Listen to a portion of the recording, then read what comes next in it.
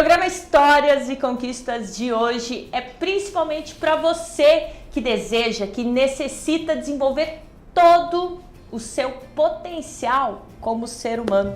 O nosso entrevistado é doutor em filosofia, mestre em educação, mestre em direito, ele é filósofo, veio compartilhar a sua trajetória profissional e, além disso, vamos falar sobre os medos. Por que muitas pessoas acabam não alcançando os seus objetivos, aproveitando o seu potencial? Será que o ser humano tem medo do sucesso?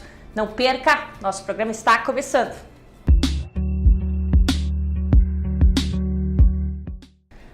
Está aqui conosco o Dr. Josemar Soares. Doutor, seja muito bem-vindo ao nosso programa. Muito obrigado. Quero cumprimentar os telespectadores, cumprimentar a apresentadora, doutora Larissa Kumel, dizer que para mim é uma alegria, é uma honra, é uma responsabilidade participar desse programa que tem um projeto tão importante.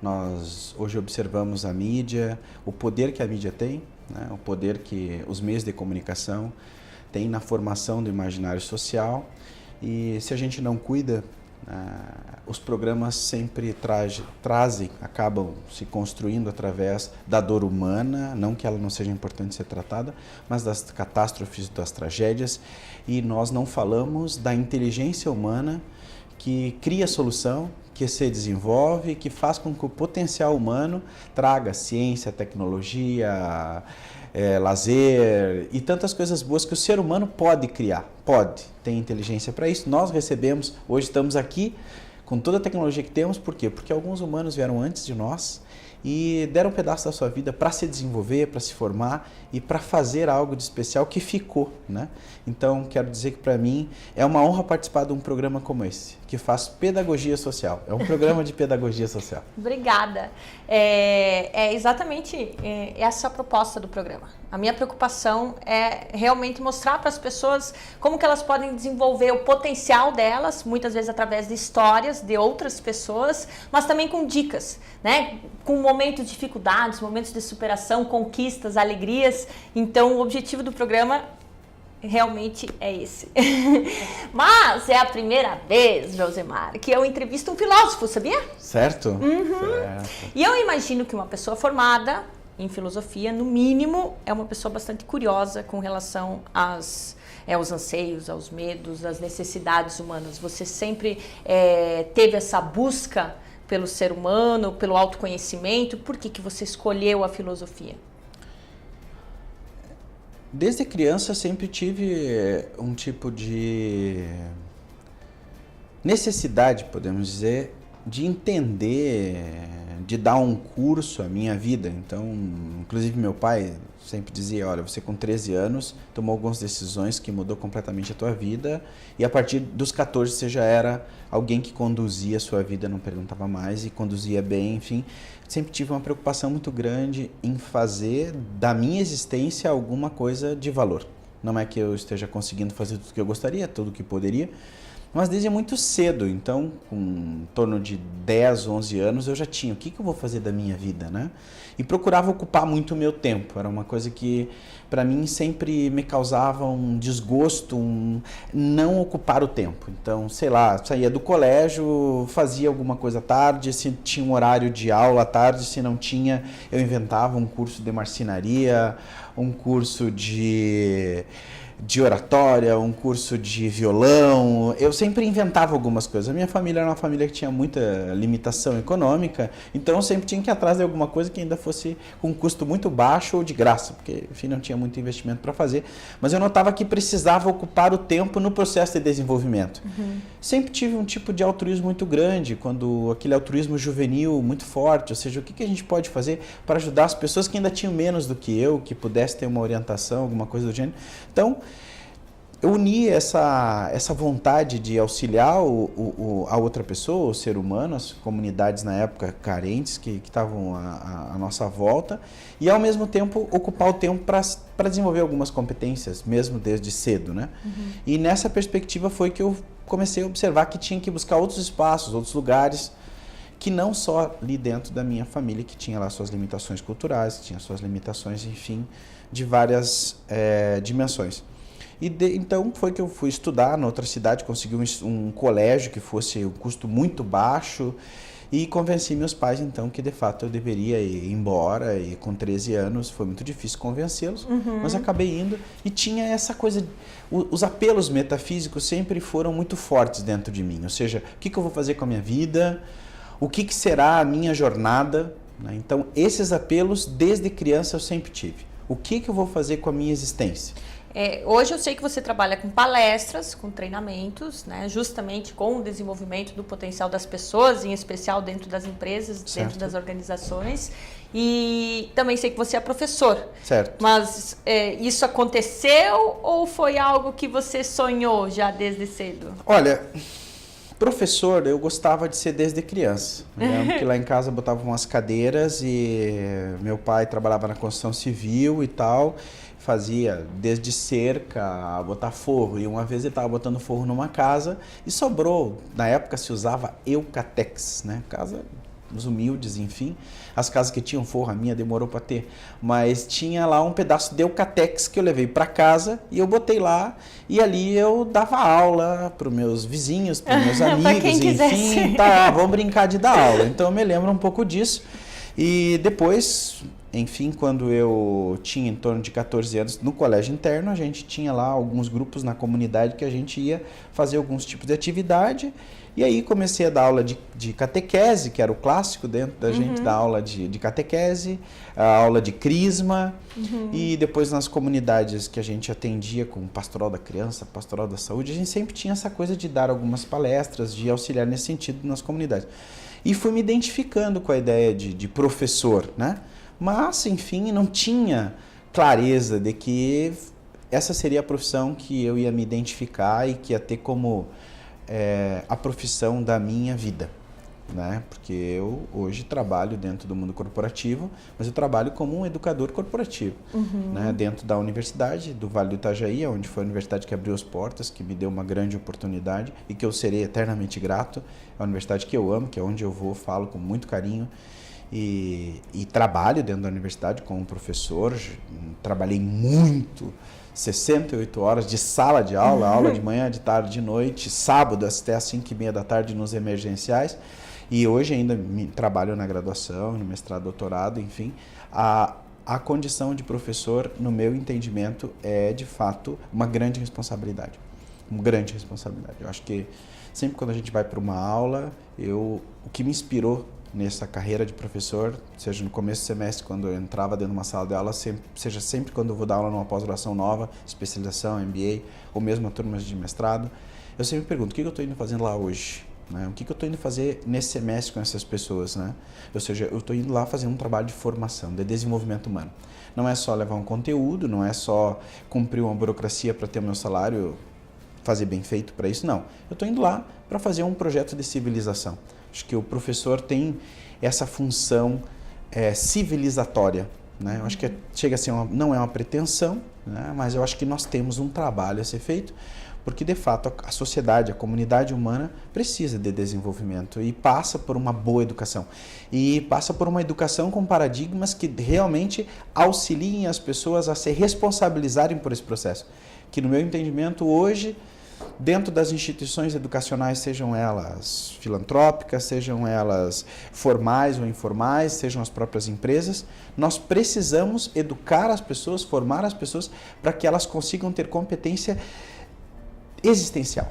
Que hoje eu vejo que é uma grande falha, o indivíduo fica 30 anos dentro de uma instituição formal de educação e ele não consegue resolver pequenos problemas da sua vida que fazem com que ele entre resolver aqueles problemas e não resolver, ele propõe não resolver e prefere o suicídio, né? Que hoje é o grande problema humano, as pessoas não conseguirem resolver pequenos problemas, como uma demissão, como um relacionamento que termina, como um carro que bateu, como um ser ofendido. Eu prefiro morrer do que enfrentar aquilo. Por que você acha que acontece isso? Porque, de fato, nós não temos uma educação para a solução das coisas. Nós vivemos num período onde a responsabilidade dos meus problemas, em geral, não são minha. A responsabilidade nunca é minha, é do meu vizinho, é do meu filho, é da minha mãe, é do Estado, é da instituição, é do médico, é do hospital, é do mundo. Mas não é da pessoa, nunca é da pessoa. A culpa de qualquer coisa que dá errado nunca é minha. Ou seja, nós vivemos num período onde a vitimização é muito forte. Sabe o que eu percebo às vezes nas pessoas? Que falta um pouco de autoconfiança, naquela capacidade de você alcançar o objetivo. Né, que a autoconfiança é isso. E, por exemplo, aconteceu um problema, então elas preferem jogar a culpa no outro do que assumir a responsabilidade para si e confiar que vai conseguir reverter a situação. É mais ou menos isso. Também, e o que eu observo? Nós não... Porque é uma questão de forma-mentes, né? Ou seja, tem pessoas que têm uma forma-mente. Se apareceu um problema, houve. Esse é o problema. Tens alguma ideia do que fazer? Não. Então tá, vamos conversar com mais alguém, vamos ver mais alguma coisa, vamos tentar alguém que dê uma consultoria, alguém que nos ajude, vamos arrumar uma solução. Então, tem uma forma-mentes, por pior que seja o problema, ele tem uma forma-mentes que vai buscar um tipo de solução. Já existe uma outra forma-mentes, ou seja, um modo de organizar os pensamentos, de lidar com as emoções, de selecionar caminhos que vive o problema, sofre o problema. Olha só o que aconteceu. Meu Deus do céu. E aí a pessoa já trabalha aquilo internamente, gera até uma adrenalina naquilo, né? E se torna o modelo de organização existencial da pessoa. Então, esqueci minha chave. Esqueci minha chave dentro do carro. E aquilo vira, de fato... Tem um livro de um autor que eu indico para meus clientes de coaching individual, nas empresas, enfim, que é Pare de Fazer Drama e Viva a Vida, que é de um psicólogo, Rafael Santandreu, que é um espanhol, que fala muito sobre a terribilite, ou seja, as pessoas pegam um pequeno problema, uma chave que esqueceu, uma carteira que esqueceu, o passaporte que, sei lá, perdeu, aquilo vira um problema quase que digno de suicídio, né? Então existe, de fato, um tipo de pedagogia de que horror, né? Então, nós precisamos, de fato, de uma formação, de uma pedagogia social para a solução. Aonde? Esse o problema? Qual é o menor impacto disso? O que eu consigo? Porque às vezes não tem assim uma solução perfeita, ideal. Tem o menor impacto daquilo. Olha, foi demitido. Então tá bom. Qual é o menor impacto disso? Olha, vou me organizar, vou começar a buscar novos empregos, enfim. Né? Eu crio um menor impacto para aquilo. Né? Nós não temos esse tipo de mentalidade, ou seja, não é que não temos, o estímulo é que horror. Então, e nós latinos ainda, meu Deus do céu, já vivenciamos aquilo profundamente e precisa de uma racionalidade mais pragmática. Na verdade, é um processo de mudança, eu acho, exatamente, né? Que daí há uma resistência maior nas pessoas. Eu outro dia visitei uma escola que a gente fez um trabalho com os professores, com a direção, enfim, que eles criaram um projeto que se chama Líder em Mim.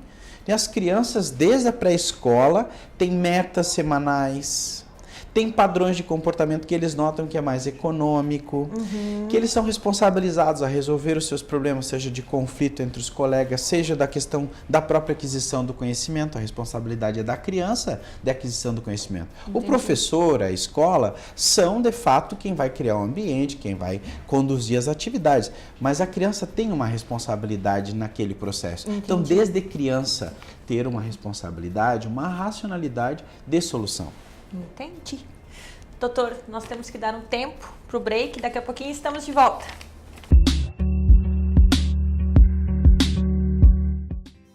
Estamos de volta, hoje conversando com o Dr. Josemar Soares, ele que é filósofo, trabalha com palestras, treinamentos em empresas, responsável aí por desenvolver o potencial das pessoas. E, doutor, nós estávamos conversando justamente sobre muitas vezes as pessoas terem esse conhecimento de que elas têm que mudar, de que elas têm que alcançar os seus objetivos. E por que muitas vezes elas não conseguem colocar isso em prática e realmente fazer a mudança necessária que desejam e ter o sucesso que tanto merecem? Então, no momento anterior, nós falamos sobre uma racionalidade que tem uma atitude de mudança, né? Então, na verdade, são dois pontos filosóficos, inclusive, que permeiam todo o nosso trabalho da nossa empresa e que nas disciplinas que eu ministro, ou seja, toda e qualquer atividade que eu for conduzir, sempre eu vou me guiar por dois pontos filosóficos, o epistemológico e o ético. E vou falar um pouco então disso de modo prático. Epistemológico, ou seja, nós precisamos de uma mente, de um intelecto, de 5 sentidos, de uma capacidade de observação que de modo neutro, ou com mínimo de neutralidade, chegue e diga, olha, está acontecendo isso. É isso. Ponto, não precisamos. Então nós temos um primeiro problema que é, e eu observo muito, botar debaixo do tapete, que temos um belo tapete, enfim, colocar as coisas debaixo do tapete ou fazer de conta que elas não existem. Bota um tapa-olho, aquilo, não, meu talão de cheque não estourou, né? Não, minha relação não está horrível, não, esse emprego já... Não, a pessoa esconde. Então existe um problema epistemológico, existencialmente falando. Eu escondo um pedaço da realidade, automaticamente eu vou ter problemas de lidar com aquilo. Mas às vezes eu chego à realidade, eu vejo o que está acontecendo, eu sei o que está acontecendo, e inclusive, aí entro no segundo dilema que é, que ação eu devo ter? Porque a questão da ética é, qual é o comportamento, qual é a ação que eu tenho que ter agora, neste momento. Esse é o problema da ética. Exatamente. Né? O primeiro problema da epistemologia é como é que eu chego à realidade sobre as coisas. Então eu tenho que diminuir meus preconceitos, minhas crenças, ter uma observação atenta no momento, nessa circunstância. Perfeito. Esse é o primeiro ponto epistemológico, existencialmente falando. Mas as pessoas estão muito distraídas.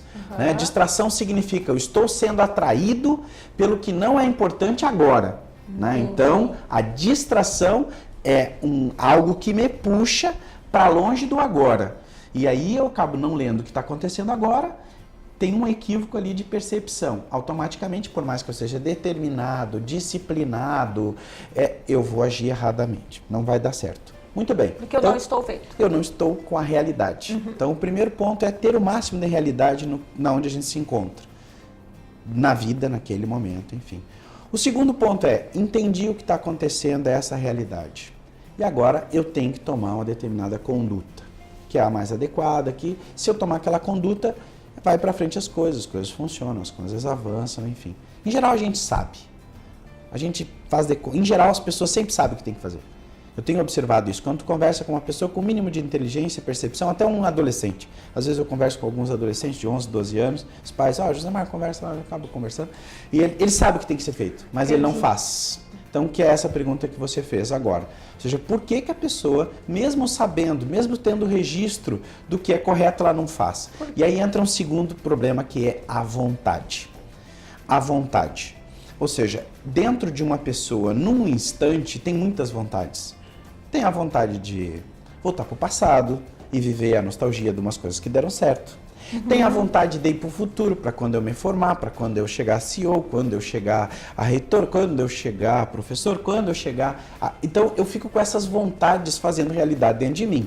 Além disso, tem as vontades externas. As pessoas me ligando, me mandando WhatsApp, me mandando uma foto, me chamando no telefone, me pedindo alguma coisa. E tem as exigências sociais dos papéis. Você é mãe, você é pai, você é chefe, você é funcionário. Existem os papéis que você ocupa que também te solicitam. Então, isso tudo são muitas vontades dentro da pessoa. Sim. E ela precisa escolher uma. Exato. Uma. Então, precisa ser uma pessoa atenta, inteligente. Não pode ser um robô que descobriu que existe uma fórmula e ele vai tocando e vai dar certo. Então, viver no piloto automático não tem chance de dar certo. Porque a vida se tornou muito complexa, com muitas solicitações, eu vou ter que estar com um tirocínio para ver o que cabe. Visto que cabe, sei qual a ação, aí tem as questões. Meus hábitos.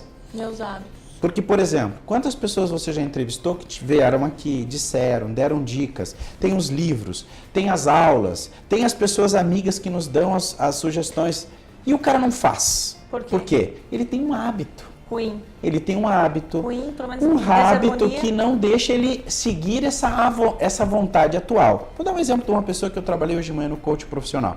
Ele é um gerente de uma empresa, enfim, é um jovem, gerente de uma indústria e tal. E ele é uma pessoa que tem vontade de agradar as pessoas, de tratar bem as pessoas. Então, qualquer tipo de feedback corretivo, para ele, é um inferno. Então, ele prefere observar a pessoa continuar errando do que o desconforto de chamar ela, ó, você é desorganizado, nós precisamos fazer um programa aqui para você ser mais organizado com teus funcionários, com teus ambientes que você é responsável. Então ele sofre muito, porque ele tem um hábito de sempre querer agradar a pessoa. E ele, como gestor, em muitos momentos vai ter que desagradar. E como é que faz para mudar esse hábito? Primeiro, conscientizar, saber que ele existe. Então, ele, por exemplo... E as consequências negativas que eles para a são... própria pessoa, porque é uma vida de sofrimento. Porque é uma pessoa que tem um potencial enorme, tem um conhecimento, uma pessoa que estudou fora do país, se entende, sabe, uma pessoa de boa índole, ética, mas vive num sofrimento interno, porque tem algumas coisas que não consegue fazer. Então, este é o problema. A pessoa tem um potencial enorme, tem uma formação boa, às vezes excelente, tem um domínio técnico, tem experiência, mas tem essas vontades internas que viram verdadeiras dores, que o indivíduo precisa identificar. Então, olha, este comportamento, para este projeto que eu fiz, para outra pessoa pode ser tranquilo, mas para aquela pessoa que resolveu ser um gestor, que resolveu ser um empresário, que resolveu ter protagonismo na sociedade, ele vai ter que desagradar algumas pessoas. Com certeza. Ele vai ter que corrigir algumas pessoas. Até porque o ato de liderança é um ato de identificar o que tem que ser feito, delegar, orientar a pessoa para fazer, cobrar, avaliar, dar feedback corretivo. É uma condição. Isso é desgastante. Então não dá para ter o idealismo que vai ser tudo muito legal, que vai ser tudo um paraíso. Falou em desenvolvimento humano, falou em enfrentamento. E sofrimento também. E sofrimento. E contradições. Né? Então, na minha tese de doutorado em filosofia, eu estudei um autor que é um alemão, Friedrich Hegel, que ele até 1806 ele entendia que a ordem social, a harmonia social, a eticidade era possível pelo amor. Porque ele tinha uma formação religiosa e ele era uma pessoa bastante idealista, romântica, né? Baseado em alguns filósofos do romantismo alemão, e ele entendia que era o amor. Em 1806 ele entendeu, quando Napoleão entrou na Alemanha e começou a fazer uma revolução nas ideias, nos comportamentos, que não era só o amor, que era um enfrentamento, que era a contrariedade. E aí vem o método dialético, né? Que existe uma tese, uma antítese e a síntese, enfim, que ele vai estar sistematizando isso, mas é porque tem que existir o enfrentamento, a contrariedade, e muitas pessoas não têm isso como uma condição de vontade. Chegar ao sucesso ou beliscar ele não é tão difícil. Manter-se no sucesso é muito difícil. Exato. Porque tu tem que estar fazendo novidade, tu tem que estar ali. Quando tu está subindo, os sociólogos em geral não escrevem sobre isso. Dificilmente você vai ver um artigo bom, um livro bom sobre a manutenção do sucesso na perspectiva sociológica, não psicológica, sociológica.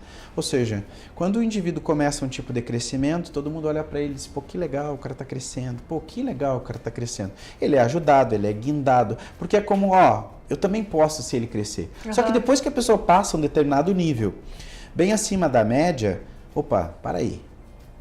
Aí, o que acontece? O indivíduo estava acostumado a ser empurrado, elogiado, valorizado. Depois que tu passou de um determinado nível, não é mais assim que funciona. Você será cobrado, criticado. Chegou ao sucesso, a sociedade faz outra postura, que é de cobrança, que é de exigência. De cobrança no sentido de que se mantenha no sucesso? Ou de... Tu é cobrado, existe uma inflação na tua cobrança. Se você era cobrado para dar um determinado nível de entrevistas, de reportagens, você agora é exigido, não é naquele nível que você fazia, óbvio, num outro. E antes, quando tu fazia alguma coisa, era engraçado, era legal, tal. Agora não, agora é feio, agora é um absurdo. Então tu é cobrado numa outra perspectiva. E assim, o que eu percebo também que se a pessoa não dá esse upgrade, ela acaba muitas vezes sendo mal vista. E daí tem uma coisa muito importante, que é um tipo de ingenuidade. Ou seja, eu cheguei aqui, eu vou ser amado, eu vou ser aceito, vão só ganhar. Não, quanto mais você vai evoluindo, maior a tua capacidade de suportar críticas e ataques. Ataques de todo jeito. Sim. Né? Ataques de modo objetivo e adequado, e outros que são um horror, né? Quanto mais você sobe, a tendência é que mais criticado você seja. Exatamente. Então, e você vai ter que aprender a ouvir essas críticas, ver o que tem de interessante, o que dá para resolver. Claro. Porque às vezes não tem o que ser feito naquele momento, naquelas condições. Também tu vai ter que chamar as pessoas ou às vezes não falar.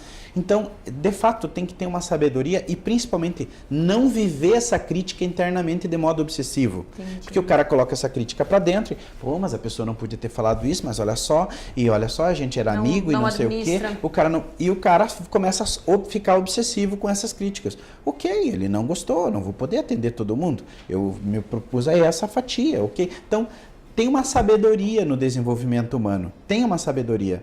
Porque muitas pessoas começam um processo de desenvolvimento, em geral, para serem aceitos, para serem reconhecidos, e não necessariamente para desenvolver o seu potencial. Então, o erro principal no desenvolvimento humano, um dos erros clássicos é: eu quero crescer para que os outros me vejam, para que os outros digam que eu venci, e não é esse o ponto vencedor. O ponto vencedor, eu posso fazer. Eu tenho condições de fazer. Eu posso fazer mais isso. Ou seja, é um anseio metafísico. É algo que o indivíduo sente internamente que pode fazer mais e melhor. E não pelos outros, pelo reconhecimento externo. E aí, externo. claro, ele vai criar uma condição histórica para poder realizar aquilo. Quer arrumar alguns parceiros, quer arrumar legislação para isso, quer conseguir dinheiro para fazer, mas é um outro critério. Doutor Josemar, o pessoal já está me dando, já está me acenando. Temos que terminar, finalizar a nossa entrevista. Quero agradecer a sua participação, muito obrigada pela sua disponibilidade, adorei. Obrigada por você ter vindo aqui. Obrigado, Larissa. Obrigado aos telespectadores pela atenção a esse programa tão importante. Eu digo que esse tipo de programa faz, de fato, educação social. E a mídia deveria investir muito nesse tipo de programa, que é um programa que traz a condição da solução do nosso planeta e da civilização, que é o humano se desenvolver, se manter inteligente, porque se manter inteligente é muito difícil, tem que ter um cultivo, tem que ter uma elaboração de si, é muito difícil. Então, esse programa, doutora Larissa, está de parabéns. E para mim foi uma alegria, foi uma honra e foi muito inteligente estar aqui, sendo conduzido pelas suas perguntas e pelo seu programa. Professor, eu sei que você tem os cursos, qual que é o nome da sua empresa, site, você quer deixar o contato? Nós temos o site da nossa empresa, é www.criterionconsultoria.com. Nossa sede é aqui em Balneário Camboriú, em frente ao Hospital do Coração. Nós trabalhamos com coaching individual, mapeamento cultural e programas de desenvolvimento de equipe, de liderança. Já atendemos nesse momento o estado do Rio Grande do Sul, Santa Catarina, Paraná, São Paulo, Mato Grosso do Sul. Nós temos projetos constantes nesses estados todos, porque a gente acredita que o desenvolvimento das organizações é o desenvolvimento social também. Então precisa também ter um tempo para que isso aconteça. Por isso que a gente trabalha mais com programas de 1 ano a 3 anos de desenvolvimento. Quero fazer um agradecimento também todo especial para as lojas Atrativa, aqui na Oswaldo Reis, 1540. Um beijo bem grande para o Eloir, para o Alexandre, que sempre nos recebem aí com tanto carinho. E a você, nosso telespectador, eu desejo uma semana maravilhosa. Fiquem com Deus. Semana que vem tem mais histórias e conquistas.